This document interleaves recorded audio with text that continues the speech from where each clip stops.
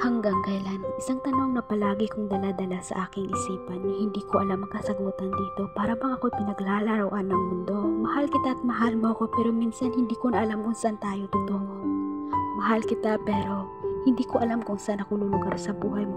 Pikit matang tinatanggap lahat ng panghuhusga ng ibang tao sa pag-asang mahanap ang sagot sa katanungan kung hanggang kailan tayo ganito. Hindi ko naman ginusto ang makasakit ng iba.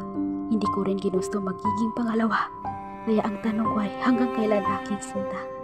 Isang taon, oo isang taon na mula na tayo nagmahalan. Pero hanggang kailan? Hanggang kailan mo ako itatanggi sa mapanghusgang lipunan? Hanggang kailan? Hanggang kailan mo itatago ang tunay na ninanais ng iyong puso? Mahal, hanggang kailan tayo magtitiis sa ganitong sitwasyon? Aking mahal, hanggang kailan mo ako ipagtatapuyan? Mahal mo man ako pero bakit ganito? Bakit mas pinipili mo ako'y basaktan ng ganito? Mahal ko, wala naman akong ibang hiling. Simple lang naman ang aking gusto. Yun ang kasagutan sa katanungan kung hanggang kailan tayo magiging ganito.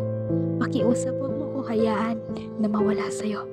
Kasi kahit sa tanong na kung hanggang kailan ay hindi ko mawari ang kasagutan. Mahal sa isang taong pagmamahalan, kahit ito ay patago lamang. Sana iyong mapagtanto aking paghihirap at sakripisyo. Ilang ulit nagdarasal kay Bathala na sana dumating ang panahon na tayo naman. Hindi ganun kadali. Grabe ang hirap at pasakit.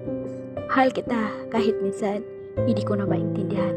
Ilang ulit mo man akong saktan at ipagtabuyan. Ikaw pa rin ang ninanais ng aking puso't isipan. Para sa'yo naway malaman mong ikaw lamang ang ninanais ng aking puso. Mula noon hanggang ngayon, sana malaman mo ang halaga mo sa buhay ko.